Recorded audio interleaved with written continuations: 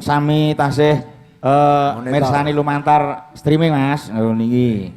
Nggih kadang kula saking Karanganyar. Oh, Pak Kramat, Mas Krempan, Griya Krempan, Pak Kramat nggih tasih mirsani ngantos goro-goro. Nah nika. Nggih, lajeng oh nggih. Anu niki sekedhik dumateng para kadang-kadang ingkang nggadahi putra ingkang badhe nglajengaken kuliah. Lah menika wonten Unindra, Universitas Indra Prasta Jakarta menawi mbok bilih putrane mapan wonten Jakarta menika tanggal 21 April menika sampun pembukaan mahasiswa baru. Monggo menika universitas pun mirah ning mboten mirahan nggih. Menika panjenengan saged daftar wonten Unindra wiwit tanggal 21 April lumantar nika online menika saged. Monggo lek kagungan putra pinter saged disekolahke kita. Nggih. Niku. Monggo. Nah. Monggo Mas Bayu. Nggih niki lagunipun Tombo Kangen. Tombo Kangen. Nggih. Oh nggih, iki anu Mbak Yuni, Ida Sukmono, Mbak Yulia, nah, Mbak Hartini. Selamat malam iki kanca-kancaku kuliah dhisik ya nang Unisri. Ha iya. Nah, kancaku Unisri do lulus aku malah ngombe wedange kuwi dosane dadi ra malah lulus. Nggih, matur nuwun. Lan ugi menika oh nggih kali ibuke Retno. Nderek titip genduk. Nggih. Ngaturaken Sugeng Riyadi. Nggih, matur nuwun Pak Ari. Monggo napa Mas Bayu? Tombo Kangen. Nggih, Tombo Kangen. Siap, Tombo Kangen. Yes. Yo, diaturke ya. Monggo berdiri, Mas. Mas Bayu, jumeneng. Kali sinten nyuwun kancane sinten, Mas? Ada Sorowati mboten? Iya no, dikancani. Sik tak Sarengan. Anu, Dek Yayi. Kali Dek Yayi nggih. Dek Yayi iki jenengan niku. Dek Yayi niku. Yo kancani. Yo jumeneng. Pripun? Oh, sareng. Oh nggih. Kok didangdutke. Mbon, yo manut. Yo Cah, dadekke. Tos.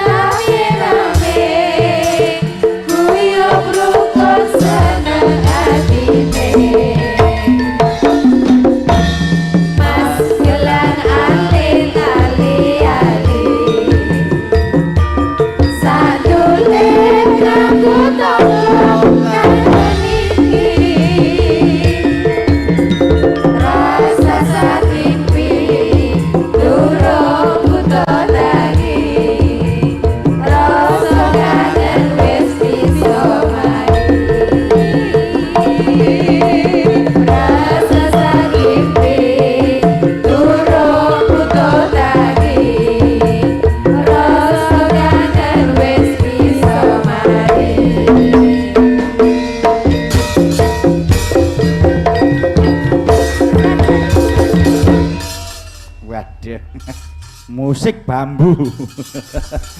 Matur sembah nuwun Mas Bayu. Matur nuwun Pak Dalang. Luar biasa.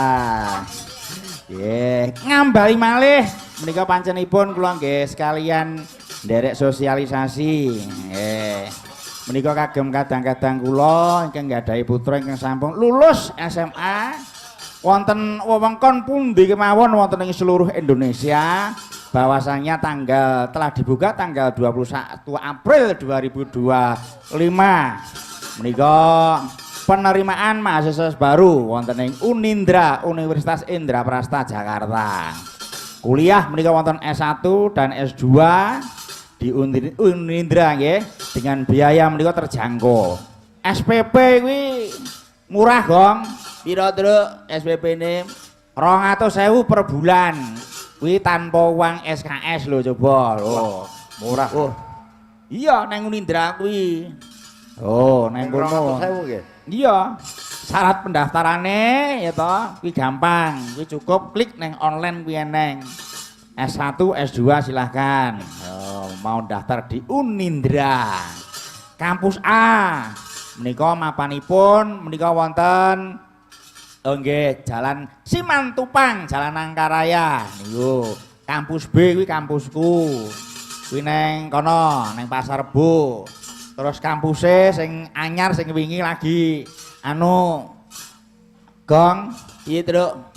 Sing diresmekke wingi kae lho, anu Truk. Lah iya, kuwi ana ing Sawangan Depok ngono. Iya, kuwi kampus C ya Truk. Iya. Wis kuliah nang S1 ya toh. Monggo nang S2 ya monggo. Dibacotake iki nang permintaan teman utawa sedulurku saka Jakarta di Kulanang sapa Mas Abimanyu. Abimanyu, heeh kuwi pemimpin Sanggar Unindra. Heeh, kuwi sing ngajari nembang aku dadi gerong ning Unindra kuwi. Ha iya. Abimanyu tak dongake anake lahir selamat iki anake wedok. Yes. Itu bocoran jenenge nganggo gendis. Wah, iya, wong mboke ya ayu, bapake ya ganteng, anake esuk men ya cantik. Jenenge Sing gendis. penting, iya, sing penting sehat. Ya. Niku apik jeneng gendis. Iya, Manis. iya. Iki njaluk dadi ati, Truk. Nggih. Dijaepongke. Sing nembang Dik Winong. Wah, ingat Bi, cukup melihat Dik Winong saja. Lewat HP. Ayo wis arep anak lho. Ayo. Kaya masmu iki wis menep. Menepi. Wis ra buket kok gitu. Ha iya wis menep. Napa-napa menep sanubarine niku pun. Iya. Kene Dik Winong. Monggo Pak Winong. Dipinangani Piai Jakarta. Mas Abi ya lho Mas Abimanyu.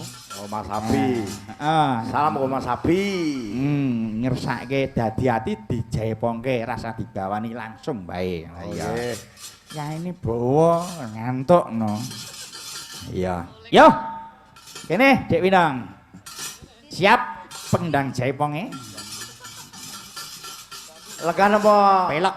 Ora langsung ngan wae. Oh, langsung lega mawon, Mbak. Apa anu sarambahan langgam sik. Terus ping pindho jaipongke ya ora apa-apa. Oke. Ayo. Cek aja nganggo musik bambu cah iki njaluke jaipong. Musik bambu. Ya. Yuk, monggo dados. Buka celuk. Langsung Mbak Minong. Yuk.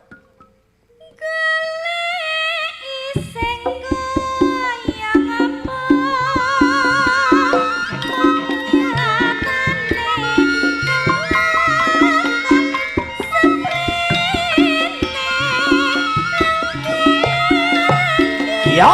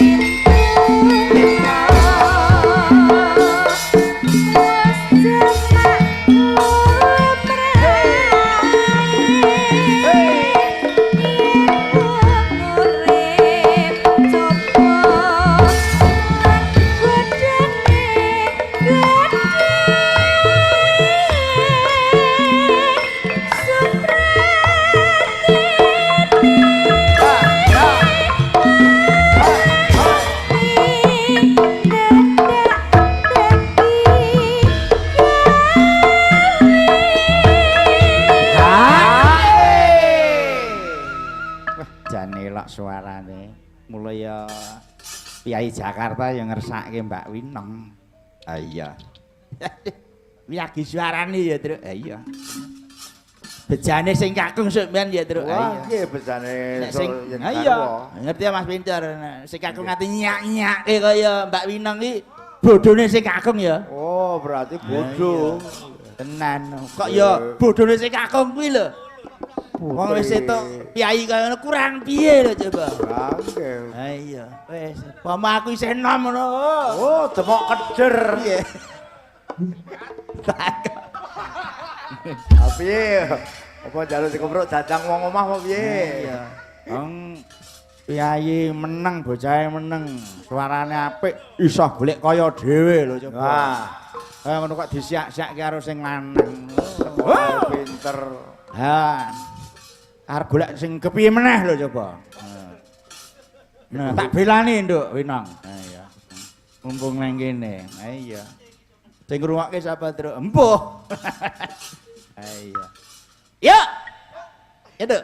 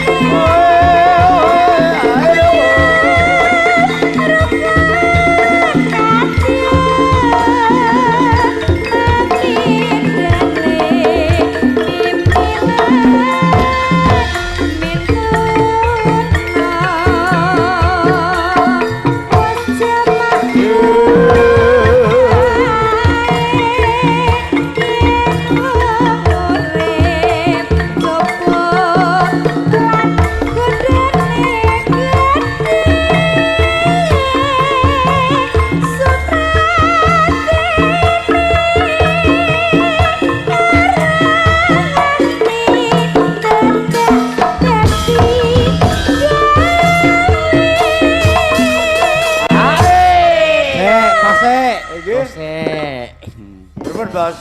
Iki aku tak ngirim rekening karo Mas Abimanyu. Om kirim rekening dinggo Winong ya. Bejane Winong iki. Nggih no rezeki kita akan nyono. Ayo ngaturke panuwun sik karo Mas Abimanyu. Kamera di mana kamera? Dadah sik. Kamera jebret. Ayo matur sik karo Mas Abimanyu Jakarta. Ayo, piye? Nggih, selamat pagi Mas Abimanyu. Sing ganteng dhewe. Sing ganteng dhewe. Terima kasih sekali. Terima kasih sekali atas perhatiannya. atas perhatiannya.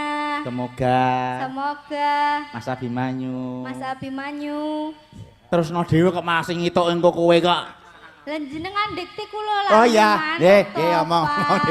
ngomong dhewe yo matur dhewe. Semoga Mas Abimanyu diparingi rezeki yang lebih banyak. Amin. Lancar barokah lumintu banyu mili. Amin ki. Sehat walafiat lahir batin bahagia. Kok ngene Mas Abimanyu 200.000. Alhamdulillah. Sah. Ngene. Matur nuwun Mas Abimanyu. Yes. Sampun tresnani kula sak rencang. Wis Bi, terlaksana kuwi. Anu welingmu sing terakhir Bi wis terlaksana. Niku. Oh iya, bentar Pak Mas Abimanyu. Saya habis putus loh. Dah, gitu aja.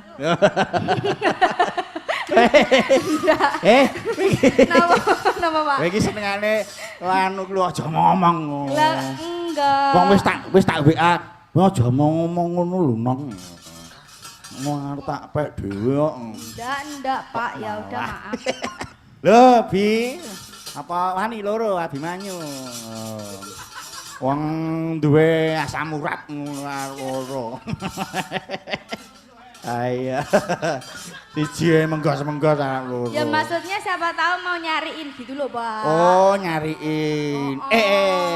Sing baku itu loh golek wong lanang sing tanggung jawab. Iya, Pak. Nah, niku, Pak. Niku. Ora kudu ngomongake kudu bagus. Nah, kudu Pak tapi. Kok kowe kaya di anu to. Kok kaya di Piye Abi Bagun apa piye? Iya, tanggung jawab niku wah. Wah, sing penting Sangat-sangat nomor 1. Iya. Golek lanang aja perlu baguse. Sing penting tanggung jawabe ya to duweni rasa katresnan dasar sing suci tenan ya to. Mumpuni nggo Kudu iso nampa apa anane aran kowe Nduk Cahayu. Anane Winong ngene, aku nyambut gawe sinden. Nek aku rono rene iki pancen ana sing nggodha, ning atiku tetep kanggo kowe. Iki kudu dilandasi ngono sik. Nggih golek piyayi le tinang genah ya, Nduk. Iya no. Sabar. Ora kudu kanca seniman, Nong.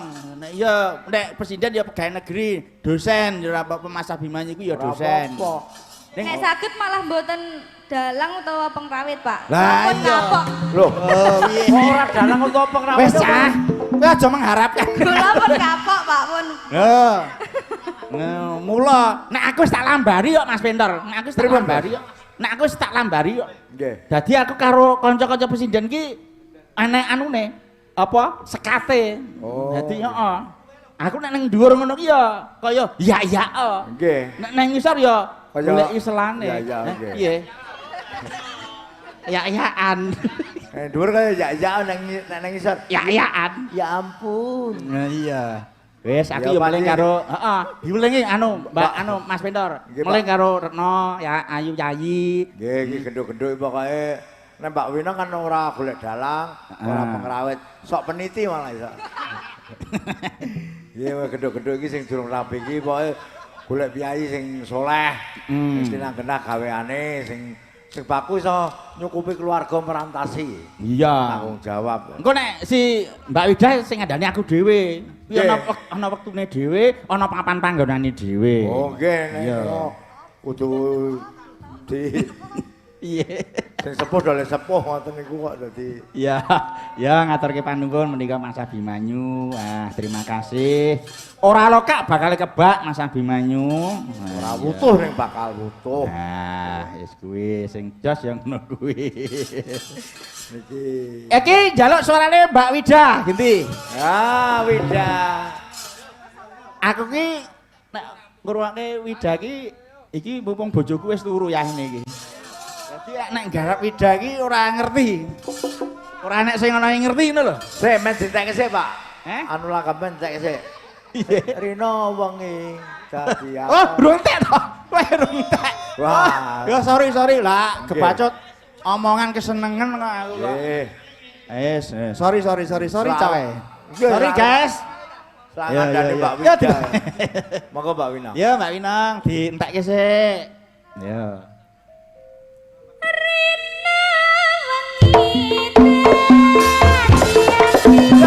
Ya.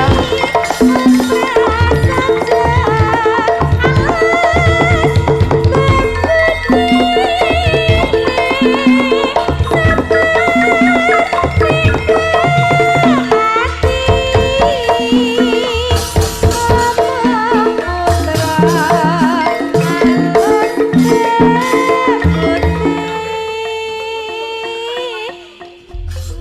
aku terus gumun karo bontot iki lho. Bar wina ngomong ora golek dalang, ora golek kanca yoga keseniman terus sing ngendang terus diwontok-ontok. Ngono sah ulun. Tenang, tenang. Letot cara mendekati wanita. Lah, kowe sesuk sowan ning Kapurbayan, ya to? Matur. Ning gone masmu iki cara mendekati wanita. Wih. Mongko kowe ya tau gagal nuk truk kok cara mendekati wanita. Alah, ngono kuwi lelakon ngawuri, ya to. Rasa digagas jenenge. Lelakon kudu dilakoni. Aja kleru. Iya, nggih, terima kasih sekali. Mbak Winong sampun minangkani menapa ing dados pamundhutanipun Mas Abimanyu saking Jakarta. Ayo, sinten malih menika badhe ngersaki lagu lumantar WA nggih saged. Lah mangke ninggal kula suwunke rekening. Nah, karo setara rekening saiki modele ngono kok. Online kok. Aku sak nggarep Cik Wida iki suwi banget. Aku jane arep iya langgame rung entek njaluk sing kae. Lah ya iki ketungko sing guyon kok Bi. Ya mohon dimangap, ya mohon dimangap. Ha iya. Nanti laline langgame entek. Dek Wida, halo. Nggih, pripun? Mula kok netizen iki lho. Netizen iki karo Mbak Wida wes kudu. Oh, Mbak Wida. Iya. Jane Mbak Wida iki ning ngapane ngono lho aku. Mun aku. Apa nganggo susuk ya susuk pira ya, Truk? Mboten ngagem susuk Mbak Widane. Nganggo apa? Erok-erok. Nganggo erok-erok. Alah. Mbak Wida. Nggih. Kula nyuwun dunganipun Mbak Wida. Nggih. Kyai siji iki nek ngendikan ya ngerti dhewe Mas. Lugu. Ha iya. Kyai nek polos ngoten niku. Wis rasa kepenak suarane ya ta. Kuwi nek karo sing kakung no. Akung sahabat Truk. Rikala jaman semono kuwi lho, rikala jaman Nggih, semono. halus. Kuwi jane piyai halus ya ta. Kadhe ngersake mbok. Lha dheweke ya kerep diapusi karo sing kakung. Tanpa beda kae tengene Wida kuwi ya sapa? Yai. Kyai ya. Yai barang kuwi. Sakmene kuwi nganti trauma kuwi jeneng karo wong lanang jane ora perlu trauma. Ayo. Gandeng masmu Jatmiko ki ya sekolahe nang bimbingan konseling. Besok si Yayi ya nek gelem ya nang ngonaku. Engko tak konseling. Engko tak konseli. Tak konseli. Konseling. Ayo, piye carane mendukkan seorang pria idaman. Ayo, ya sih bakne iki mau nek golek wong lanang sing tanggung jawab, ya sing ngerti apa sejatine. Iya ta? Aja mung casing tok ya ta Mas Mentor. Nggih le iso ngrukopi Kyai Putri. Nah. Kale Kyai Putri le sejati. Kowe aja nonton Bontot iki wonge gagarung-garung gah ketoke kasar. Ning atine lho. Halus. Hello Kitty ya ta? Nggih. Era Hello Kitty reader. Oh, kuwi ketoke kaya ngono. Wah, karo wong wedok iki sayang. Nganti sapa-sapa wong wedok disayang kabeh. Oke. Ha iya. Sapa wonge sing ora gathuk karo Mas Bontot. Mulane kuwi. Iya. Dek Wida, halo. Halo. Lho, wong piyai kang ngono apa ora njatuhke wong. Aja ta mung golek motor sopir bunder kuwi gampang Mbak Wida kuwi. Mung mesem ngono e, Gok. Lah, tujune aku wis kuat imanku, ya toh? Nggih. Nah, Sampeyan wong tertib kok sampeyan. Oh, kandhane. Sampe aku dadi muridmu ki lho, Dar. Sampeyan wong tertib. Yaine nggih baku, yaine halus. Lho, contonen nek golek kaya aku ngene iki. Nggih. Lho, kaya iki, ora tok konangan kaya iki. Lho. Kok ora percaya blas aku. Ora percaya. Ayo, iki sambung wanci dalu. Engke ngersaken anu menika Wida Lover. Mbak Wida Lover nggih. Saking Karanganyar. Anu dipun kentuni rekening mboten Mas? Nah. Nek kula nyuwun dikentuni rekening, kula kentuni. Mengke kula aturaken Mbak Wida. Aduh. Diaturke Mbak Pit. Sih. Oh nggih. Oh nggih. Oh nggih nggih matur nuwun. Pak Dalang, Ibu Narsih nyuwun lagu Jogja Istimewa. Wah, gamelane iso ora, Cah? Saged. Oke, wah iki kandhane kok. Niki penabuh. Kanca-kanca ki apa-apa iso lagu sing urung di garape iso ora. Nah iya. Lagu rene judule iso kok. Nah iya. Yo, sambung wanci jalure. Yo, karo Dek Wida. Kayak ngapa? Yuk, monggo Dek Wida.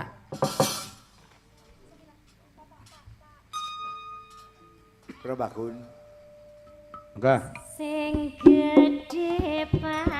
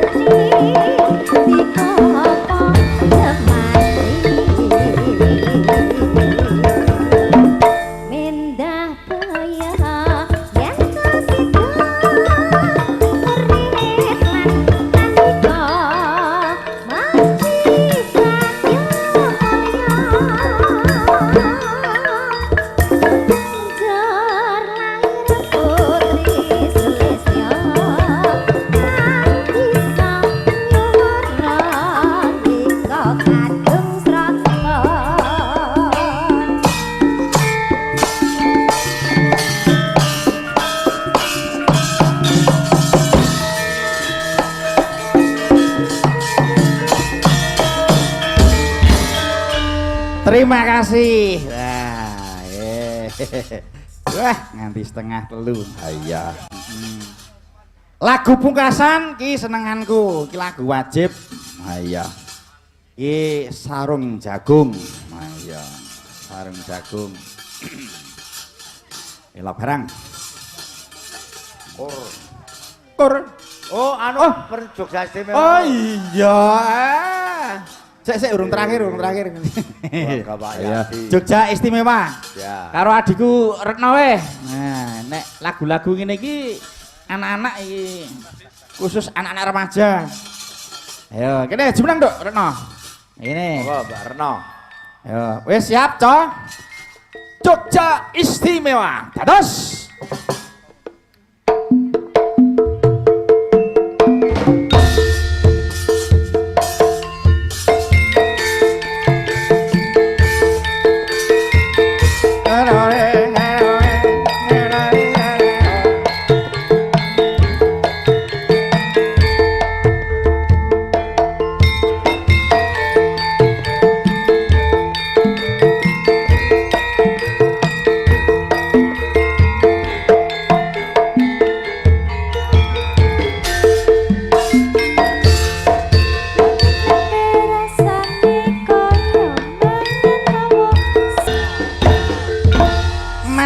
Sembah nuwun. Sah.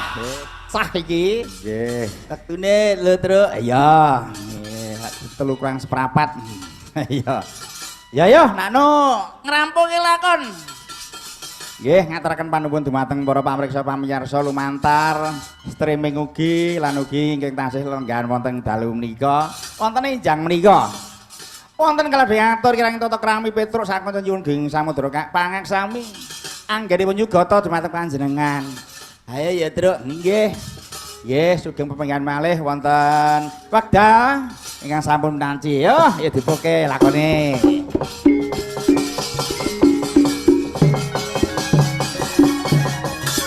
Nyat langit kalangi wanagar mangkat.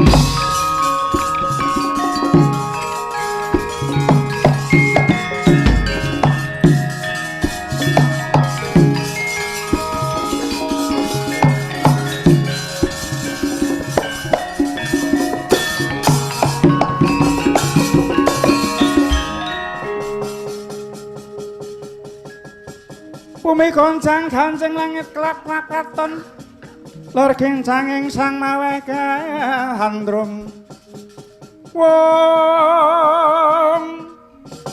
sabarang dulu ukir moyak bayik ukir moyak mahayik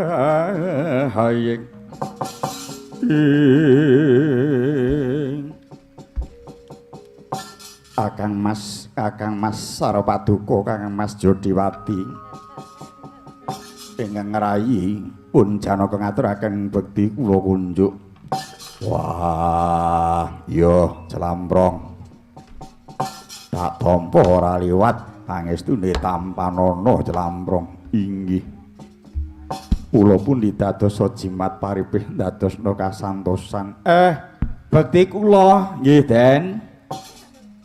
Wah, iya Depa wis tak tampa. Wonten menapa Kakang Mas boten cocala saderengipun dereng paring dawuh dhateng Kang Rayi. Kepawra jengandika Kakang Mas Jodipati sampun kepareng rawuh wonten kasatriyan Madukara. Parenga Kang Rayi cumadong dawuh Kakang Mas. Wah, Celamprong. Jumbuh lawan kang nate tak kandhake marang kowe. Kegandengan dina samengko anakku Antasena tak tanting. Dheweke wis gelem lan saguh pirangga dadi nanganten lanang kang bakal tak jodhoke kelawan anakmu. Ya kuwi si Manowati. Mula dina iki ora sah dadak nganggo ngati-ati ayo.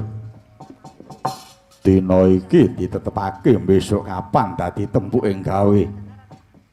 Lan besok kapan anakku bakal mbok rengkuh dadi anakmu mantu. Sarta anakmu bakal tak rengkuh dadi anakku mantu Janaka.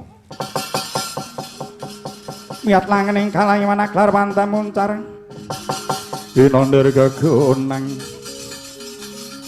turem sorote tanpa hadang ding potapen dari sahabat sanggening bawacana kasarusanipun Raden saha kairing Raden Sidha dadi kagat kang sami mulat.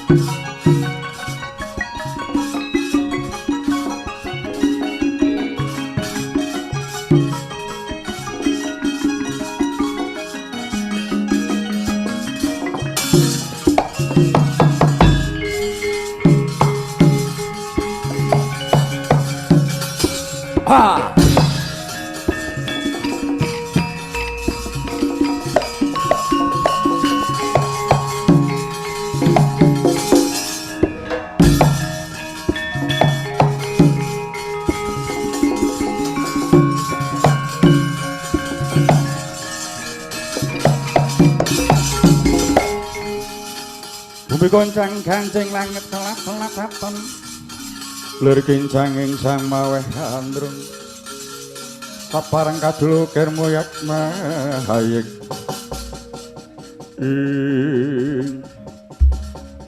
ora pangling iki kaya Samba Wisnubrata apa Dinistija. Nun inggih Paman kula ingkang sowan kula ngaturaken sugeng pangabekti kunjuk Paman. Inggih Paman, kula ugi ngaturaken sugeng bekti kunjuk